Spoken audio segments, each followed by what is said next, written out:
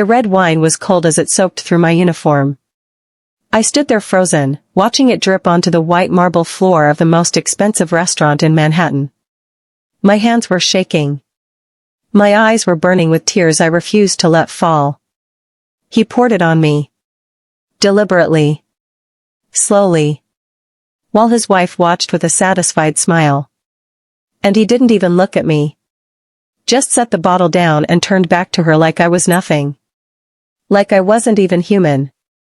My name is Zara. I'm a 26-year-old Ghanaian-American woman. 6 months ago, I was a waitress at Le Jardin, the most exclusive restaurant in Midtown Manhattan, New York. I was working 3 jobs, sending money to my family in Accra, Ghana, trying to finish my business degree at night school in Brooklyn. That night, the night he poured $800 wine on me to prove something to his cruel wife, I thought my life was over. I thought I'd never recover from that humiliation. I had no idea that the man who destroyed me would become the man who saved me. That 6 months later, I'd be wearing his ring, living in his penthouse, and watching that same wife get escorted out of my wedding by security. But I'm getting ahead of myself. Let me take you back to that night. The worst and best night of my life. Before I tell you this story, bestie, I need you to subscribe to Afro Korean Love Stories right now. Because what happened to me sounds impossible. It sounds like a movie. But every single word is true. Hit that subscribe button if you've ever been humiliated by someone with power. If you've ever wondered if good things can come from bad moments. Because they can. And I'm the proof. I'd been working at Le Jardin for 8 months. It was one of those restaurants where appetizers cost $60 and the wait list was 3 months long. Politicians. Celebrities. Old money. New money. That was our clientele. The Kims were regulars. Mr. Kim Tae-young and his wife Jennifer. He was a Korean-American businessman, early 30s, ran some tech company in Silicon Valley but had offices in Manhattan. Quiet. Polite. Always said please and thank you, which was rare for our clientele. His wife Jennifer was different. American. Blonde. Born wealthy in Connecticut. She treated service staff like we were furniture. Snapped her fingers.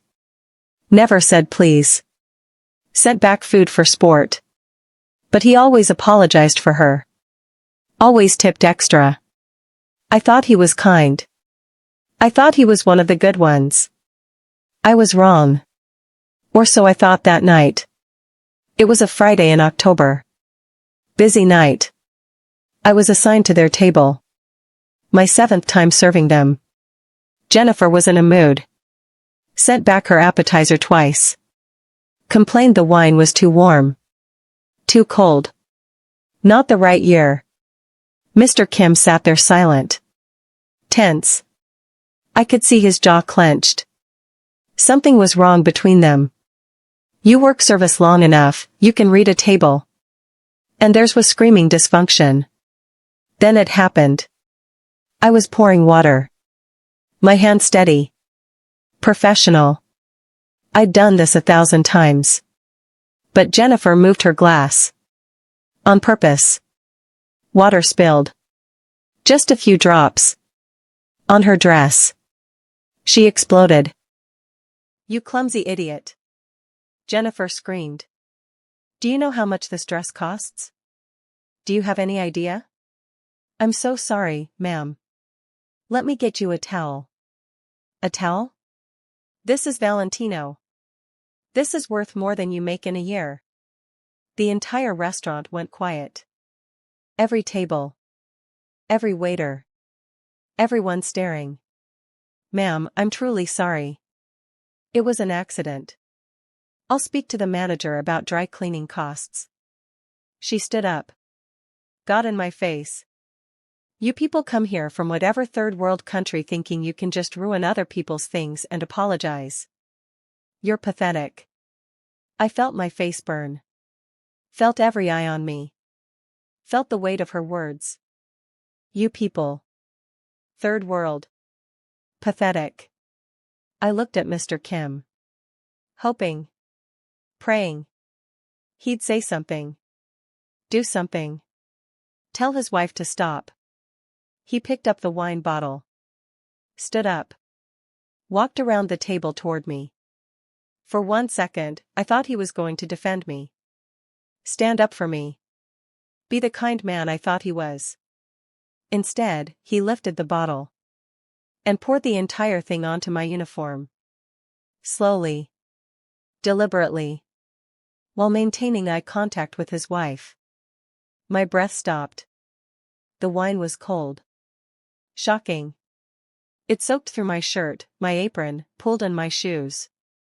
$800 Chateau Margaux. Wasted. On me. To make a point. That's what happens when you're careless, he said. His voice flat. Empty. Then he sat back down.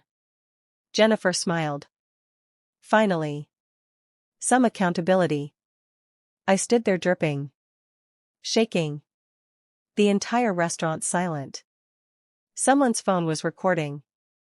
I could see it. I ran. Through the kitchen. Out the back door. Into the alley behind the restaurant. And I broke. I cried in that alley for 20 minutes. My manager found me. Told me to go home. Clean up. Take the weekend. But I knew. I couldn't go back.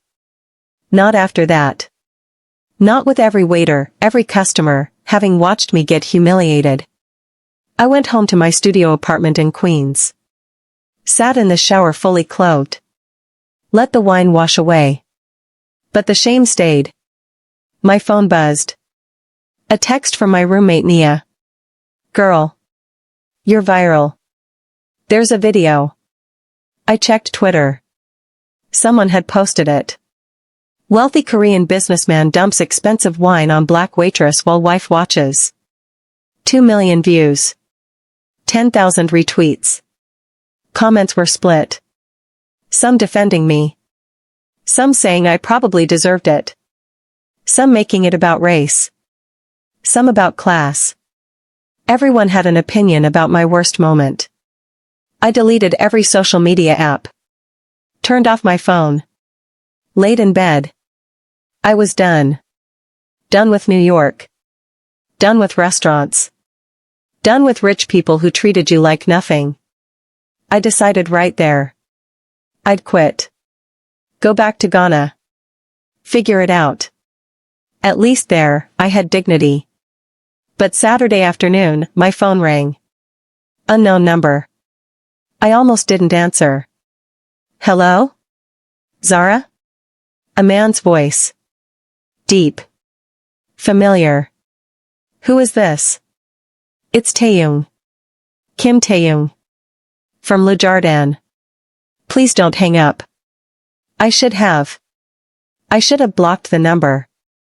But something in his voice stopped me. What do you want? I need to see you. To explain. Please. I know you have no reason to trust me, but please. 1 hour. Coffee. Anywhere you choose. I need to tell you the truth about last night. I don't know why I agreed. Maybe curiosity. Maybe stupidity. But I met him Sunday morning at a diner in Astoria. Far from Manhattan. Far from anyone who'd recognize us. He was waiting in a booth when I arrived. No suit. Just jeans and a sweater. He looked different. Tired. Human. Thank you for coming, he said. I didn't sit. Just stood there. Say what you need to say. He looked around. Making sure no one was listening. Then he started talking. And everything I thought I knew shattered. That video. It's everywhere. I know. I'm sorry. Sorry? You humiliated me. You poured wine on me like I was trash. I know. And I hate myself for it. But Zara, I need you to understand something. My wife, Jennifer, she's not just cruel. She's dangerous. Dangerous how? He pulled out his phone. Showed me a photo. A woman. Asian. Bruised face. Hospital bed. That's my ex-girlfriend. From 3 years ago. Before Jennifer. We dated for 2 years. I was going to propose. Then I met Jennifer at a business dinner. She became obsessed with me. Started showing up everywhere. I told her I wasn't interested. I was with someone. He swiped to another photo. Police report. Jennifer hired someone to attack my girlfriend. Put her in the hospital. Then she went to my girlfriend. Made threats. Told her if she didn't leave me, next time would be worse. My girlfriend was terrified. She broke up with me. Moved to Seattle. I didn't know why until 6 months later when she finally told me. Why didn't you go to police? I did. No evidence. Jennifer's family has money. Connections. The case disappeared. And by then, Jennifer had her hooks in me. She knew things about my business. Threatened to destroy me. Ruin my company. My reputation. I was trapped. I sat down then. Because this was insane. So why marry her? She gave me an ultimatum. Marry her or she'd destroy everything I built. She had dirt on my company. Tax stuff.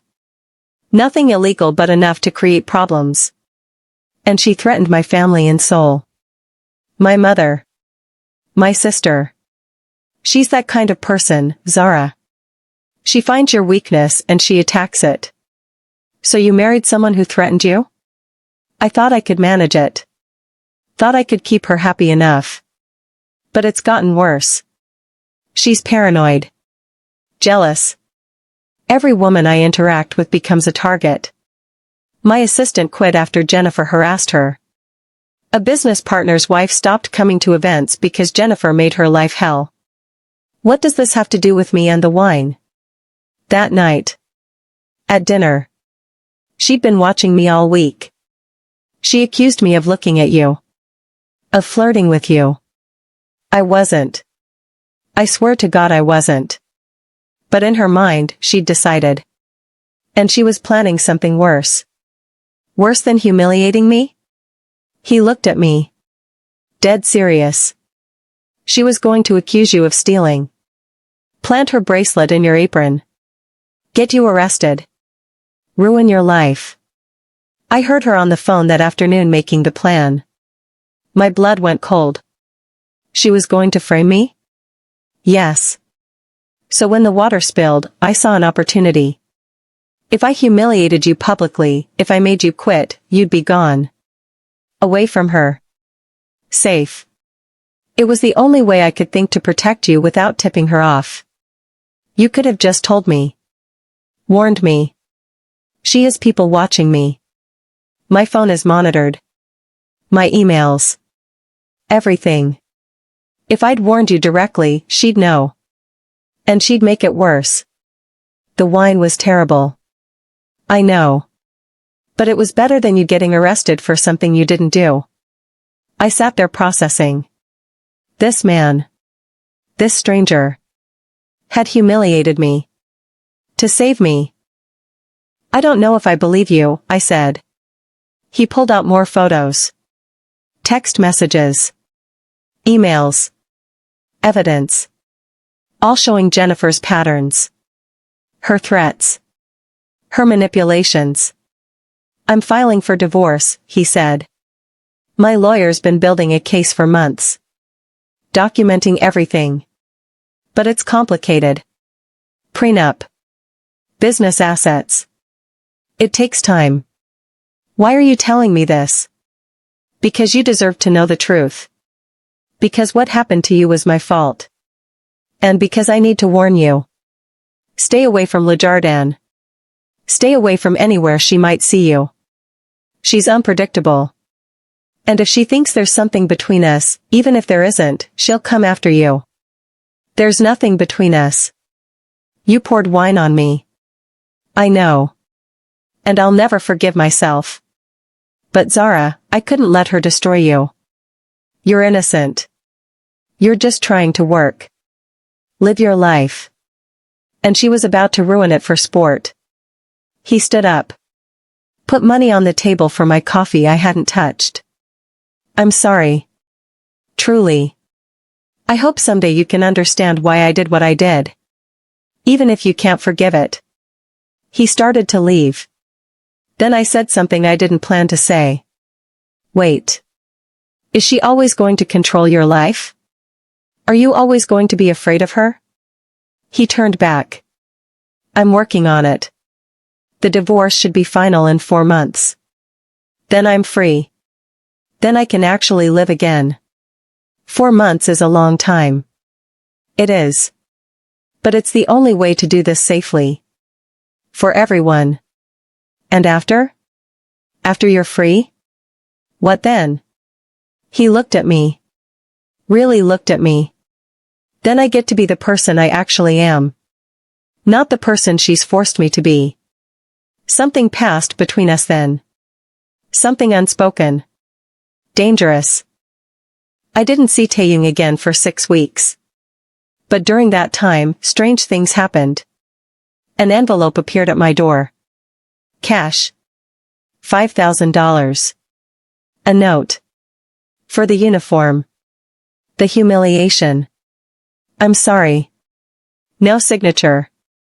I got a call from a manager at a high-end hotel restaurant in Manhattan. Offering me a position. Better pay. Better hours.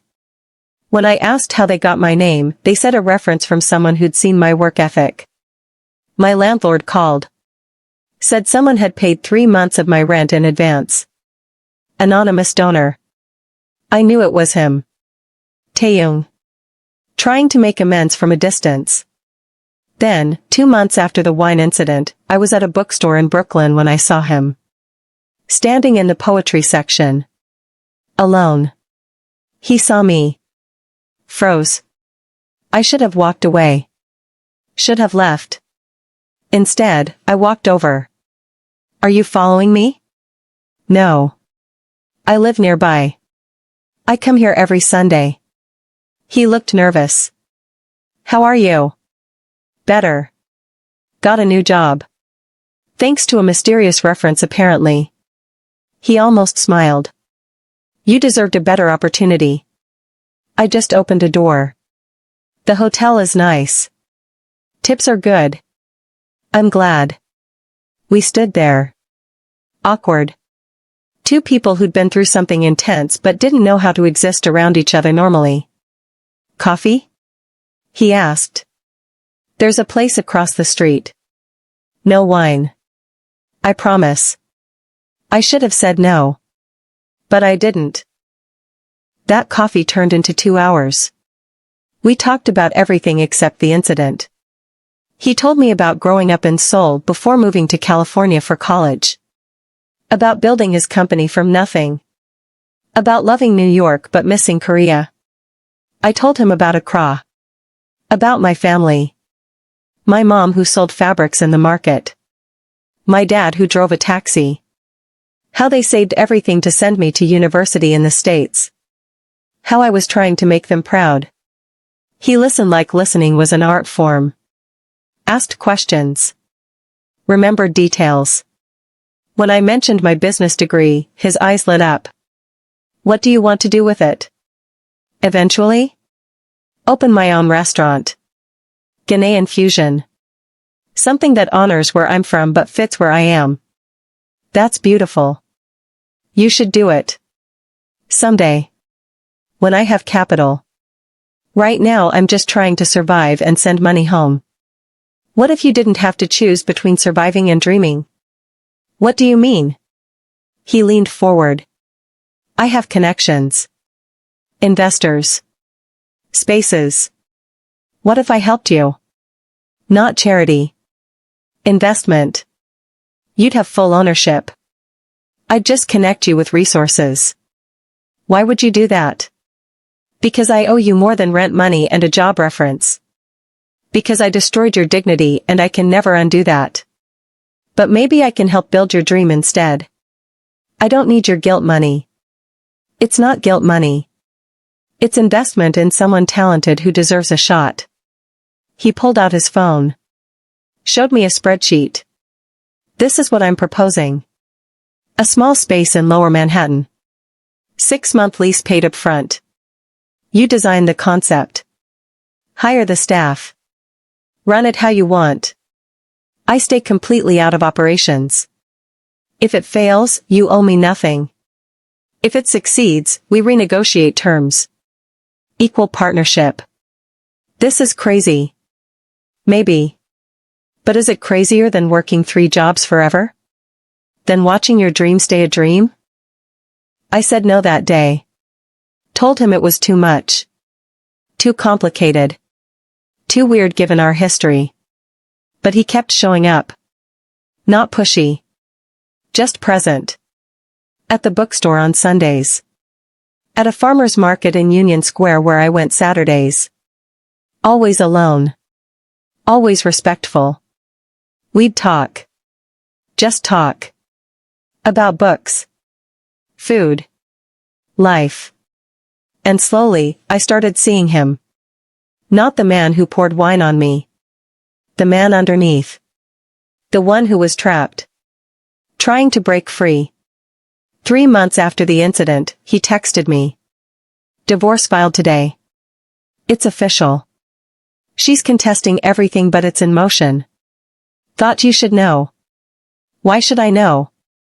Because I made you a promise. That once I was free, I could be the real me. And I wanted you to know I'm keeping that promise. That night, I couldn't sleep. I kept thinking about him. About us. About how this strange, painful beginning had turned into something else. Something I didn't have a name for yet. A week later, he showed up at my restaurant job. Sat in my section. When I came to his table, he handed me an envelope. What's this? Open it when your shift ends. Inside was a lease. For a small restaurant space in the West Village. 6 months paid.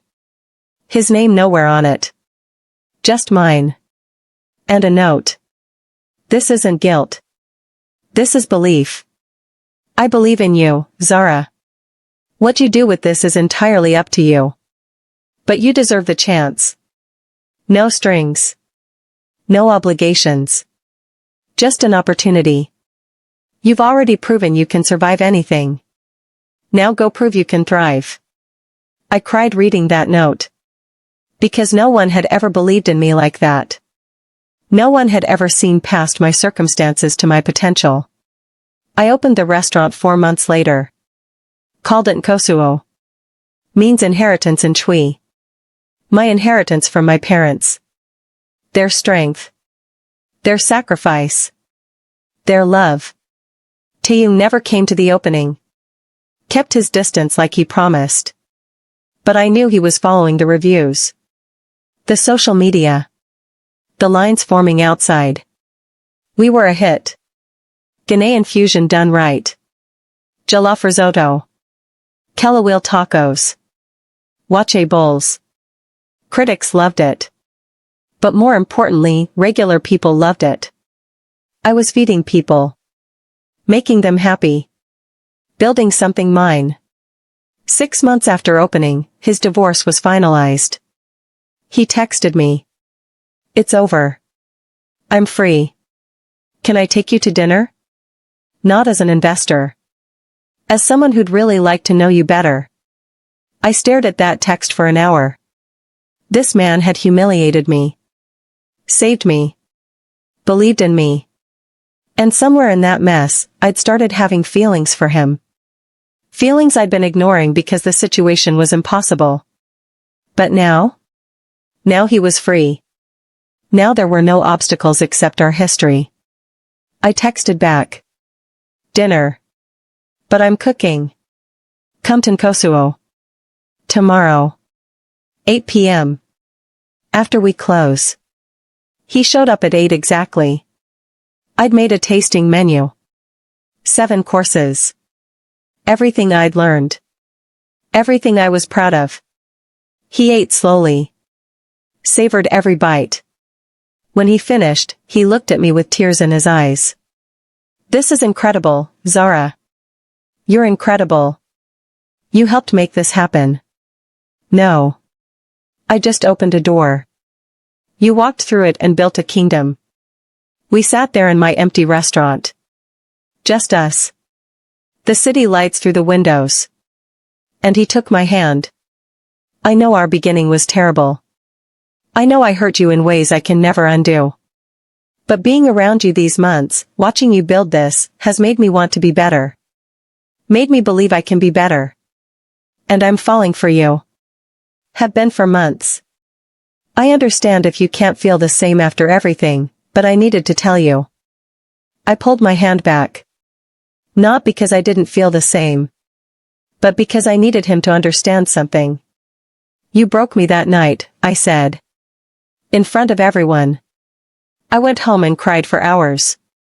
I wanted to leave New York. Leave everything. The humiliation was unbearable. I know. And I'm so sorry. But then you showed me why. And you've spent months trying to make it right. Not with money. With action. With respect. With belief in me. And somewhere in that, I started seeing you differently. Started understanding that people are more complicated than their worst moments. So what are you saying? I'm saying I'm scared. Scared this is too complicated. Scared of what people will think. The waitress and the man who poured wine on her. It sounds insane. It is insane. But maybe the best things are. I'm also saying that despite all of that, despite my fear and my pride and my common sense screaming at me to run, I have feelings for you too. And I hate that I do. But I do. He smiled then. A real smile. The first genuine smile I'd seen from him. So what do? We take it slow. We keep it private until we're sure. And you have to promise me something. Anything. Promise me you'll never treat anyone the way you treated me that night. Never. Even if you think you're protecting them. Find another way. I promise. I swear to you, Zara. I will spend the rest of my life being the kind of man who lifts people up, not tears them down. We started dating in secret that week. He'd come to the restaurant after hours. We'd cook together. Talk for hours. I met his family over video calls. His mother and soul loved me immediately. His sister called me uni within a month. My family in Accra was skeptical at first. But when they met him, when they saw how he treated me, how he respected our culture, our traditions, they welcomed him. 4 months later, he proposed. Not at some fancy restaurant. At the diner in Astoria where we'd had our first real conversation. The place where he told me the truth. Where everything started to change. We're getting married next month. And yes, bestie, it's complicated. Some people hear our story and think it's romantic. Others think it's problematic. That I'm crazy for marrying the man who humiliated me. But here's what I know. People are not their worst moments. Taeyong made a terrible choice trying to protect me. But every day since, he's made better choices. He's been patient. Respectful. He's helped me build my dream while staying completely out of my way. He's learned about my culture, my language, my family. He shows up. Consistently. Honestly. And Jennifer? She tried to sabotage us. Spread rumors. Contacted investors trying to tank my restaurant. But it didn't work. Because what we built is real. Based on respect. Partnership. Love that grew from the ugliest beginning. Last week, she showed up at Nkosuo. Drunk. Angry. Screaming about how I stole her husband. Security had to remove her. And you know what Taeyong did? He got a restraining order. Protected me. The way he should have from the beginning. My restaurant is thriving. We're opening a second location in Brooklyn. My family from Accra is coming for the wedding. His family from Seoul too. Ghanaian and Korean traditions mixed together. Just like us. The video of him pouring wine on me? Still online. Still viral. But now when people find it and ask about it, I tell them the truth. It was the worst thing that ever happened to me. And it led to the best thing. My business. My purpose. My partner. So bestie, let me ask you. Have you ever had something terrible happen that later turned into something beautiful? Have you ever given someone a second chance after they hurt you? Have you ever fallen for someone in the most impossible circumstances? Drop a comment and answer these questions. 1. Would you have forgiven him? Or is pouring wine on someone unforgivable no matter the reason? 2. Do you believe people can change? That they deserve second chances? 3. What city or country are you watching from? I want to see how far our story traveled. If this story made you believe in complicated love, in second chances, in the possibility that nightmares can turn into dreams, then subscribe to Afro Korean Love Stories right now. We tell stories about Black women and Korean men finding love against all odds. Messy love. Real love. Imperfect love that grows into something beautiful. Comment from humiliation to forever if you stayed until the end. And remember, bestie. Your worst moment doesn't define you. How you recover from it does. The person who hurt you might not deserve forgiveness. But sometimes, in rare cases, they might deserve a chance to prove they're more than their mistake. Taeyong poured wine on me to save me. Now he pours love into me every single day. And that's a story worth telling. This is Zara, future Mrs. Kim, signing off from Afro Korean Love Stories. May your endings be better than your beginnings. And may you always have the courage to see people for who they're trying to become, not just who they were.